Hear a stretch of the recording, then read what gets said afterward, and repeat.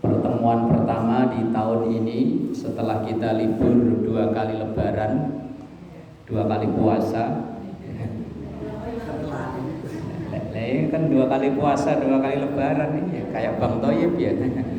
Ya alhamdulillah dikarunia sehat. Kita awali dengan kita ngaji 1 ayat aja dulu buat pemanasan ya.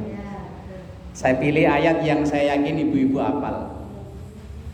Surah Al-Mulk atau surah Tabarok ayat yang kedua. Hafal kan ya? Hafal. Ayat bunyinya apa? Ayat yang kedua, ayo surah Tabarok. Jangan buka kalau hafal mah.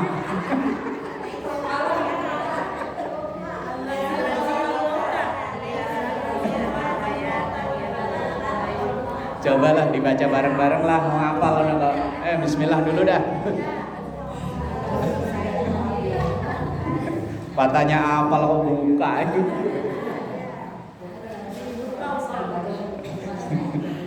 Ayat yang kedua. Ayo dibaca. A'udzubillah.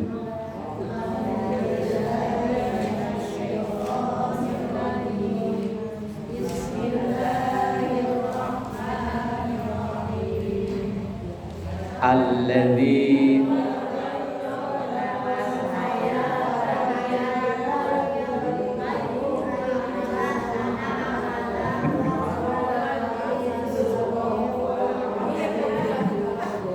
kok gak kompak.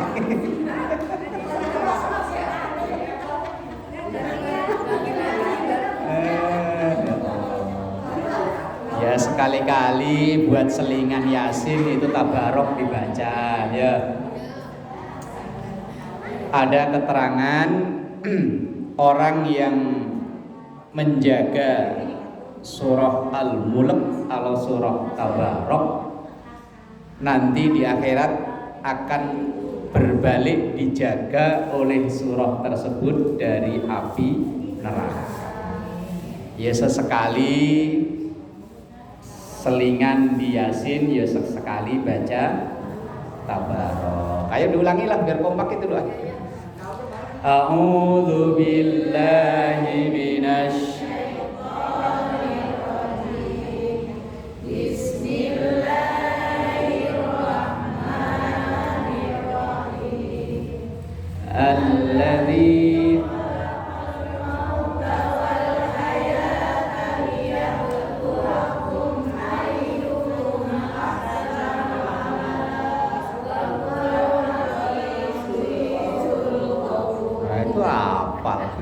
pada pura-pura.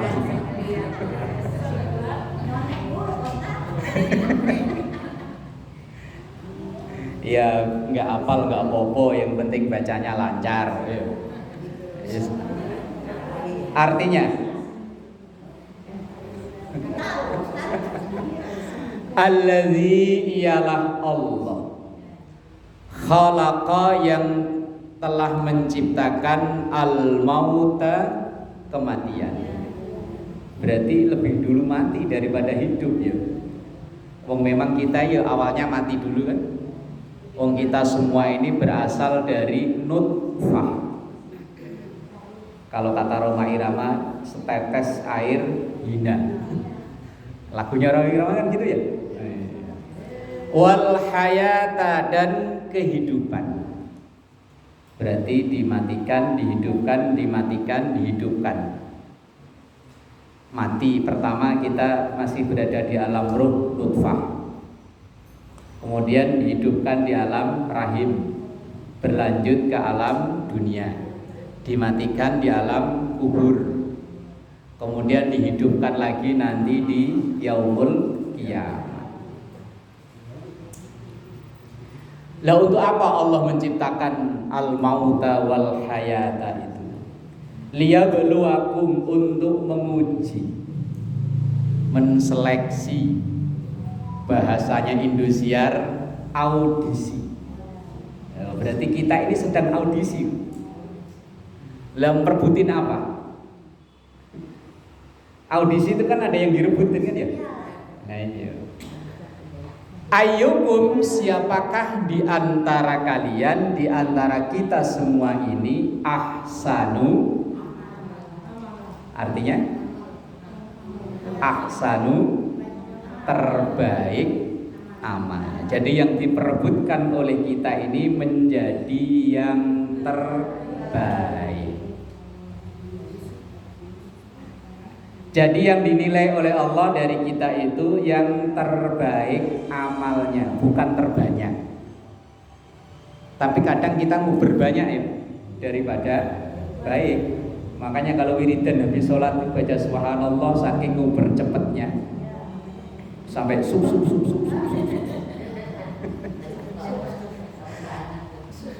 Pengen nguber banyak sampai yang dibaca nggak baik. Padahal yang dinilai oleh Allah itu baik. Ya alon-alon, apalagi kan ibu-ibu di rumah kan rata-rata sholatnya di rumah ya. Saya bacanya yang enak ini, subhanallah, subhanallah, subhanallah.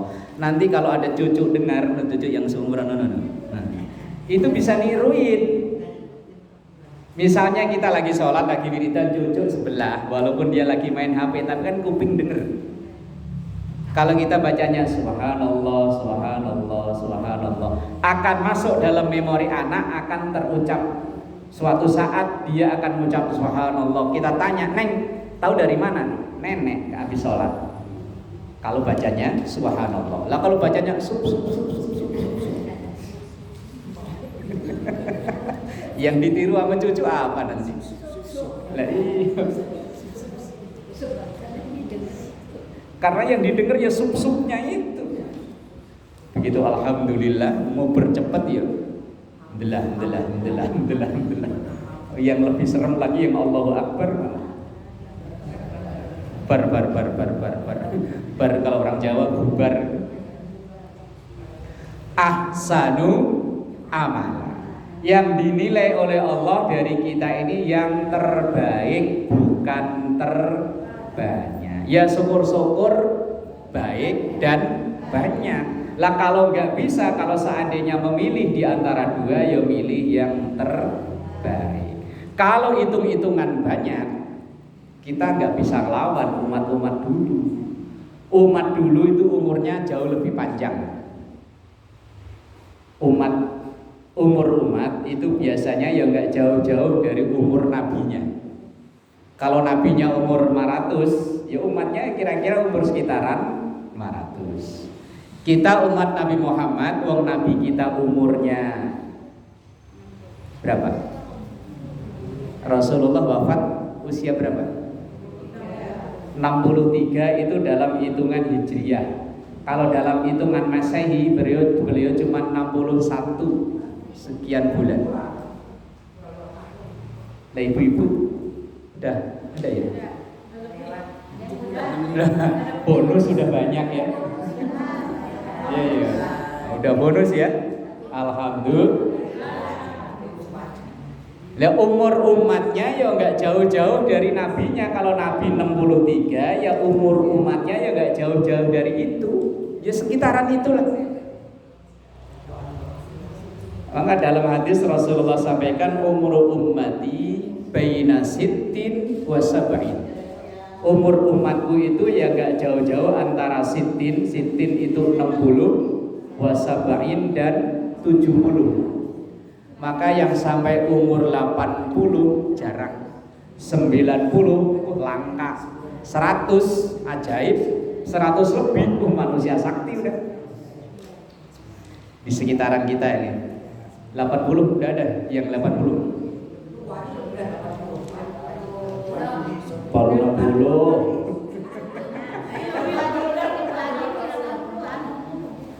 Nah, iya kan? Yang umur 80 udah jarang. 90 apalagi.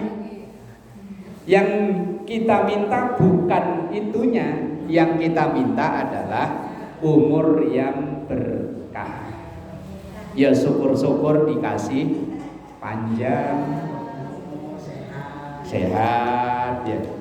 Kalau seandainya ibu doa ya Allah panjangkan umur saya. Seandainya malaikat langsung nanya maunya berapa? Ibu jawab apa? Ya udah saya kabulkan, maunya berapa? 100. Nggak mau? Kurang apa kebanyakan?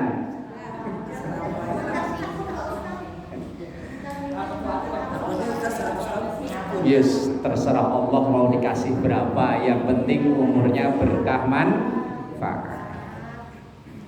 Lah untuk ahsanu amala itu tadi, itu kan garis bawahnya, garis terpentingnya dalam ayat itu adalah siapa di antara kita ini yang menjadi terbaik.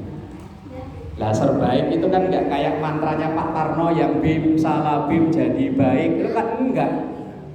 Ada prosesnya, ada ikhtiarnya, ada usahanya agar kita ini menjadi yang ahsanu amala. Lah prosesnya apa? Paling tidak ada 4.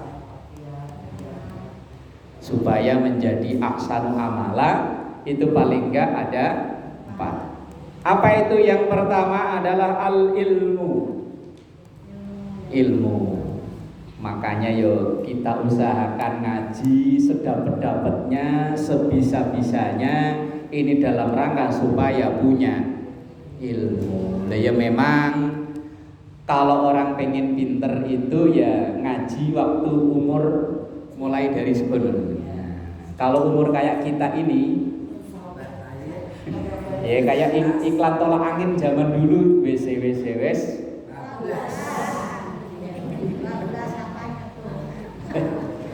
iklan tolak angin zaman dulu kan gitu kan.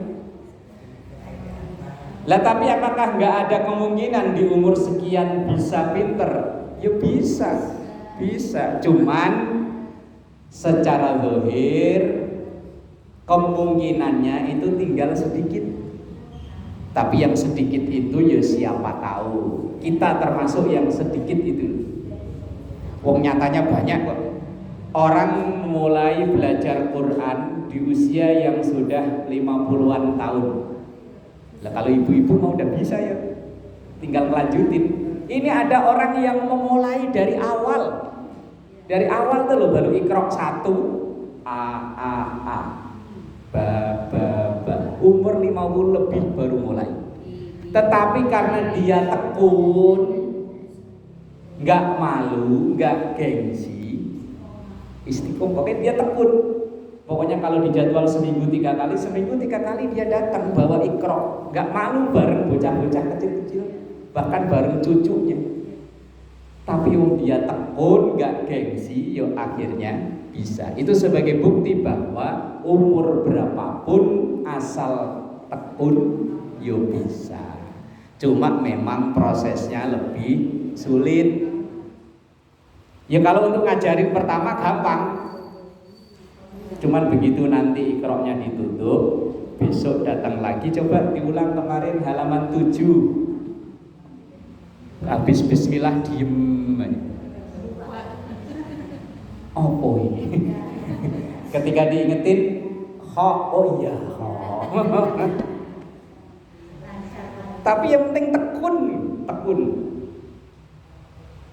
Cuman penyakitnya di kita itu, kalau ngaji jiping begini nih, yang hadir banyak, tapi giliran maju atu-atu. Ya sama, pamitan juga atu-atu. Misalnya umpama, saya cuma bikin umpama. Rebu depan ngajinya atu-atu, maju ke sini. Rebu depannya lagi, yakin itu ada yang berkurang atu. Loh, saya udah berkali-kali mempraktekkan di lain tempat begitu. Kalau jiping ini kan namanya jiping nih ya. Banyak. Apalagi menjelang pemilu, nanti diumumin ibu minggu depan ada caleg mau datang, mau yang hadir banyak tuh. Penuh. Ya karena harapan ada perundungan ya. Ya itu manusiawi.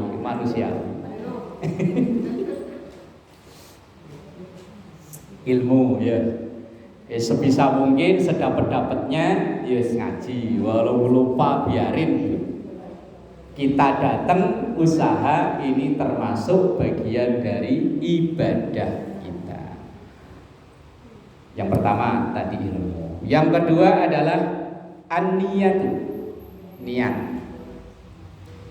Niat ini sangat berpengaruh. Kerjaan sama, niatnya beda, akan menghasilkan berbeda. Sama-sama ngasih duit,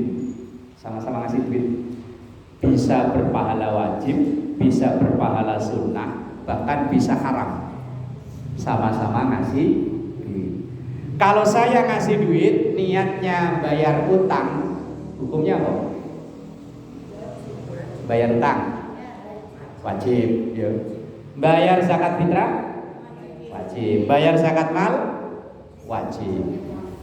Kalau niatnya tadi, niatnya bayar utang, pahalanya wajib.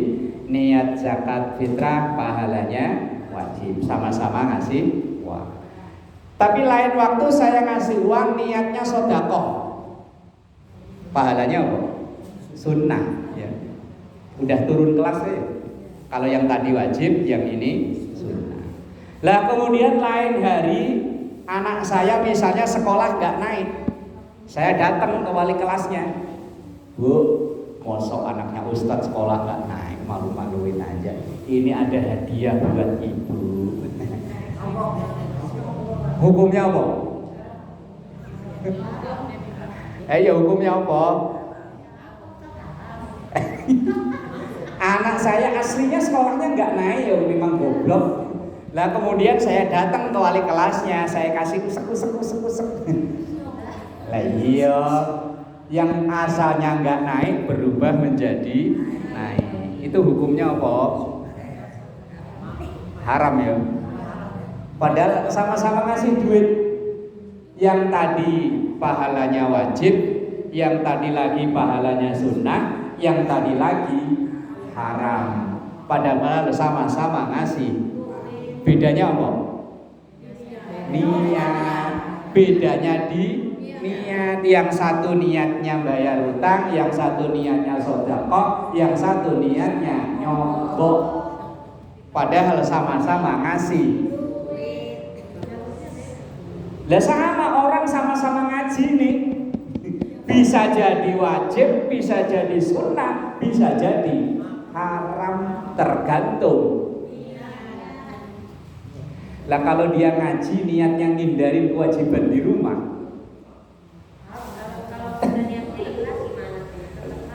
lah memang ada nyogok ikhlas. Wah, aslinya juga pengen ngasih ya, gara-gara anaknya pengen naik kelas itu. Tapi ada usaha bagaimana tuh? Bagaimana itu yang kebaikan, maaf ya buat dia, waktunya nggak ada, bagaimana? Kalau ada yang iya. Kan sama-sama ngasih duit lah, kenapa kok pahalanya bisa beda? Tergantung dari niat. Lah begitu pun orang ngaji. Terus kalau misalnya beri dengan ikhlas, Lah kalau bagi rapot kan nggak ada urusan apa-apa, kita ngasih hadiah. Ini kan kita ngasih duit supaya anak kita yang nggak naik berubah jadi naik. Lah kalau pas bagi rapot kan namanya kita ngasih hadiah. Lah iya itu kalau ngasih hadiah hukumnya apa? Sedekah kan, sunnah. Lah nyogok ya. Lah iya. Wong sama-sama ngasih duit tapi karena niatnya supaya anaknya yang enggak naik berubah jadi naik. Nah, kadang ada kan ya. Ini yang kasus kecil-kecilan. Yang kasus gede-gedean biasanya ada orang aslinya dia salah. Supaya divonis hakim enggak salah, kemudian disamperin hakimnya, Pak Hakim, itu anak saya kan anak satu-satunya, mosok mau divonis 10 tahun. Nih, maunya cek, mau nulis berapa dah, terserah. Itu yang kasus gedean, ya kasus kecil-kecilan ya kita inilah. Niat ya, kerjaan sama bisa niatnya beda akan menghasilkan yang berbeda. Sama-sama sholat 2 rakaat, bisa wajib, bisa sunnah, bahkan bisa haram. Misalnya ada orang sholat 2 rakaat sebelum subuh, hukumnya apa? Sunnah. 2 rakaat subuhnya hukumnya wajib. 2 rakaat setelah subuh hukumnya, nah iya kan? Sama-sama 2 rakaat tuh ya. Ya iya makanya kan hukumnya haram kan berarti. Lah ya yang subuh loh, sama-sama 2 rakaat. 2 rakaat sebelum subuh hukumnya sunnah. 2 rakaat subuh hukumnya wajib. 2 rakaat sesudah subuh hukumnya. Yang bedain apa? Niat. Subuh sama qobliyah subuh kan yang beda cuma niatnya. Bagi yang nggak pakai kunut, kalau yang pakai kunut dibedain sama kunut. Sama persis, yang ngebedain niat. Makanya yo ngaji niatnya yang baik. Ada yang ngaji niatnya salah, bahaya. Ya tadi hindarin kewajiban di rumah, akhirnya daripada di rumah ngumpet ngaji ya. Oh bahaya. Yang ketiga, tadi kan syaratnya 4 ya, ilmu, niat. Yang ketiga as-sabru fi wasatihi, sabar ketika di tengah-tengah menjalani kegiatan itu. Sabar. Apalagi kita belajar di usia udah segini, ini butuh sabar. Habis ngaji lupa, habis ngaji lupa, habis ngaji lupa. Sabar. Lah iya, apalagi yang jadi pengurus majelis taklim harus tambah sabar ya. Menghadapi jamaah yang aneh-aneh. Lah iya, saya sering dengar curhatan di rumah masalahnya. Namanya perumahan baru, bangun majelis taklim kan usulannya aneh-aneh. Saya bilang wes pokoknya kalau ditetepin hari Sabtu jam 9 pagi, sabar istiqomah, nggak usah dirubah-rubah. Ntar kalau dirubah-rubah alamat bubar. Yang jadi pengurus sabar. Kadang pengurus itu udah hati-hati. Misalnya ada pemasukan uang sekian, pengeluaran sekian, udah dicatat rapi, diumumin loh, masih ada aja yang protes. Sabar gajian. Kalau nggak sabar bubar. Oh kadang kita ngadepin anak yang kadang cuma 3-4 aja harus sabar, apalagi ngadepin yang banyak, dari suku yang berbeda, budaya berbeda, bahasa berbeda, kadang karakter dan watak yang berbeda-beda. Biar sabar ya. Yang jadi jamaah ya sabar, yang jadi pengurus apalagi sabar. Udah diumumin ibu-ibu hari Rabu ngaji mulai jam 1. Jam 1 belum ada orang. Ketua sendirian aja selawatan. Ibu-ibu sekalian, hari ini pengajian. Sabar ya, sabar. Oh nggak sabar ya bubar. Ya apa aja lah, bukan hanya pengajian. Nah itu, apalagi misalnya pengajian dibikin door prize. Oh yakin hadir banyak tuh.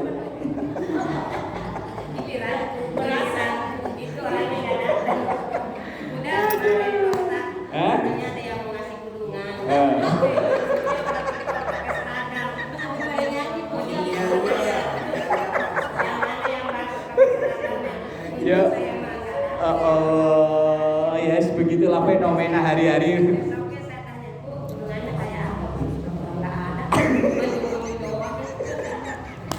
Sabar ya, sabar.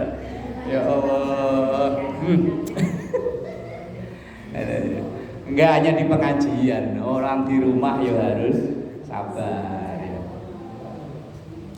Yang suami sabar ngadepin istri, yang istri ya sabar ngadepi suami, yang orang tua sabar ngadepi anak, yang anak sabar ngadepi orang tua. Ya semuanya sabar, semua posisi semua profesi tetap butuh yang namanya, apalagi yang jadi pengurus RT, oh harus sabar-sabar. Ada yang jadi RT sini? Nggak ada. Wajib bukan RT di Rorotan, bukan. Kirain RT di Rorotan. Ayo wes. Yang jadi jamaah aja sabar, apalagi jadi pengurus. Ya Allah, sabar ya, sabar. Kalau nggak sabar, bubar. Apa aja kalau nggak sabar, bubar. Orang dagang kalau nggak sabar terhadap dagangannya, yuk kapok nggak dagang lagi. Yang namanya dagang kadang rame, kadang sepi. Yuk. Pas lagi rame semangat, giliran sepi lemes. Yuk sabar. Biasanya apalagi yang dagang semacam-macam lah ya, sabar. Orang sholat aja yang cuma bentaran. Ibu kalau sholat berapa menit? Duhur lah, duhur.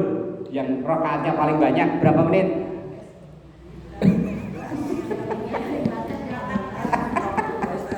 Yang 4 rakaat loh, mulai takbiratul ihram sampai salam, kira-kira butuh waktu berapa menit?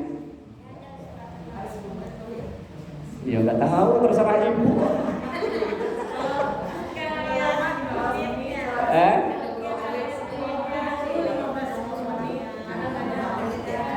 Yang biasa ibu-ibu hari jalani di rumah, kalau sholat duhurnya doang loh, bukan qobliyah, bukan ba'diyah, bukan wirid. Pokoknya yang duhurnya tok loh, mulai dari takbir Allahu Akbar sampai assalamualaikum, assalamualaikum. 5 menit. Udah hafal ya, udah hafal 5 menit. Taruhlah umpama dibikin tengah-tengah 7 menit ya. 7 menit umpama ya. Ya umpama aja kok. Ya bisa lebih cepat, bisa lebih lama, terserah ibu-ibu. Sholat yang cuma 7 menit aja butuh sabar. Ya. Saya kasih contoh nih.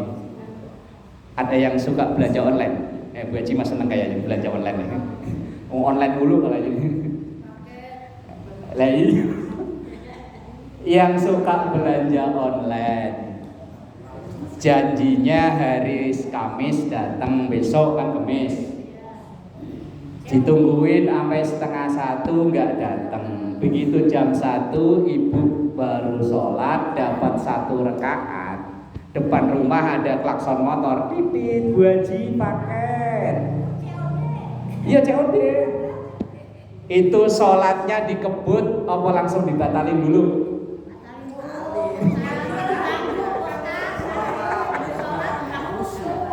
Sholatnya baru 1 rakaat. Nah kalau udah tahiyat akhir mau tinggal bentaran lagi, baru dapat 1 rakaat.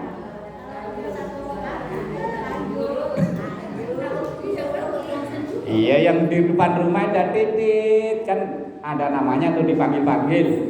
Bu Haji paket COD 300.000. Sholatnya dibatalin mau dikebut? Baru 1 rakaat dikebut. Terserah ibu-ibu mau batalin, terserah mau lanjutin, terserah. Ini cuma pertanyaan. Sholat yang cuma 7 menit yang katanya tadi itu pun butuh sabar. Apalagi kalau taraweh ya. Taraweh. Kalau imamnya itu udah imam harian, kita udah hafal. Kalau Pak Ustadz ini imamnya begini, kita udah hafal. Lebih gitu misalnya pengurus Mushola Al-Hidayah 1 hari ngundang dari luar untuk ngimamin taraweh yang belum pernah ngimamin di sini. Begitu takbir kok Allahu Akbar.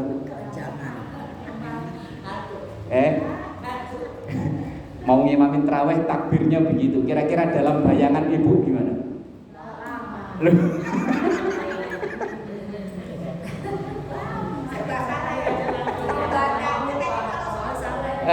Lah kalau imamnya Allahu Akbar, lah kita wah ini nih gitu.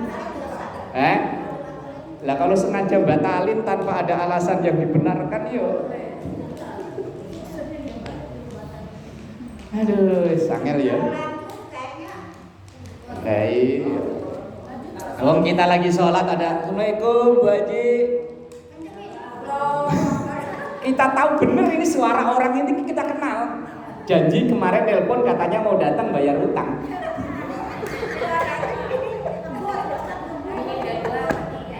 Aduh, angel ya ternyata ya. Sabar itu angel ya. Wong cuma 7 menit aja susah, apalagi yang orang berumah tangga yang sampai puluhan tahun. Yeneh ya, gimana lagi?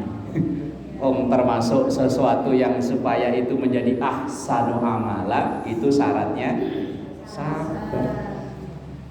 Yang terakhir, yang keempat, agar ahsanu amala itu adalah al-ikhlasu inda firaghihi. Ikhlas ketika selesai melaksanakannya. Nah, ikhlas itu apa? Kan kita sering ya ngomong ya, ikhlas nih, ikhlas. Apa ikhlas itu apa ikhlas? Enggak diinget-inget, berarti amnesia dong. Ikhlas itu apa ikhlas? Wong sering kita ngomong, Pak, ini ikhlas dikasih ke saya, ikhlas. Lah ikhlas itu apa? Apa?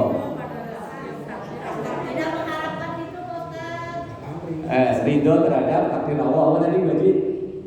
Ikhlas apa? Tidak mengharapkan imbalan. Apa lagi? Gitu. Bener nih. Berarti kita sholat gak ngarepin surga gak? Loh katanya surga itu bukan imbalan. Imbalan. Ikhlas itu tenang. Ya terserah ibu mendefinisikan apa. Ikhlas itu ketika kita mengeluarkan sesuatu, apa itu namanya, dalam hati sini tuh nggak ada rasa berat sama sekali. Kalau ibu-ibu kalau pagi-pagi mules kamar mandi, walaupun malamnya itu makan sop iga yang semangkok harganya 200.000, ada rasa berat gak? Plong ya? Plong. Ikhlas itu gampangnya itu loh. Kalau kita memberi sesuatu, mengeluarkan sesuatu kok dalam hati ini plong, itu tanda ikhlas. Kalau masih di sini masih ya aturan mah, nah itu mah belum, itu mah. Buat ngukur ikhlas itu ketika kita ngaji, biasanya kalau ngaji kan ada kelotekan keliling ya, ada ya.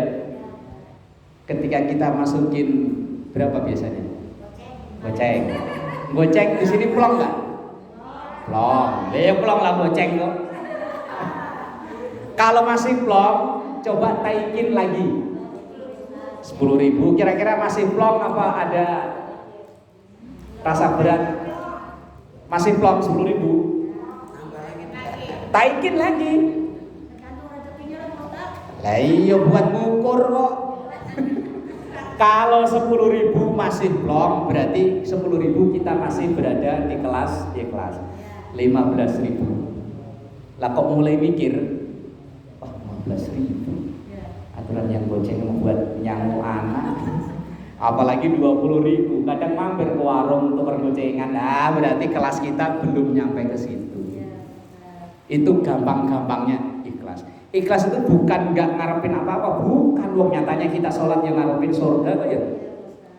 Kita puasa yo ngarepin. Wong doa kita Allahumma inna nas'alukal jannah. Ya Allah saya mohon surga. Berarti ikhlas itu yo ngarep imbalan, tetep kan gitu. Tapi nggak begitu caranya. Ikhlas itu kita sesuatu apapun kalau kita jalani di sini nggak ada rasa berat, itu ikhlas. Ibu ngaji ke sini nih kira-kira ada rasa berat ya? Apa jangan-jangan gak enak sama Bu Haji? Takutnya Bu Haji ngasih woro-woro, ibu-ibu ntar hari Rebo pembukaan ya. Oh kalau nggak hadir nggak enak, hadir lah pembukaan kok lah. Itu berarti belum. Ukurannya begitu. Kita mau jalani apa saja, bukan hanya tugas ibadah yang keagamaan ya, ibadah yang kemasyarakatan. Misalnya kebetulan ada ibu-ibu yang jadi pengurus PKK, pengurus posyandu, Lah kalau ngurus itu kok di sini nggak ada rasa berat, itu ada tanda ikhlas. Itu baru tanda ikhlas beneran. Ya wallahu a'lam. Jadi ahsanu amala, tadi kan intinya ahsanu amala itu syaratnya 4: ilmu, niat, sabar, ikhlas. Terus pokoknya ngaji hari ini tuh yo intinya 4: ilmu, niat, sabar, ikhlas. Apalah yo, pokoknya hari ini ngajinya ilmu, niat, sabar, ikhlas. Wallahu a'lam bishawab. Al-Fatihah. Monggo.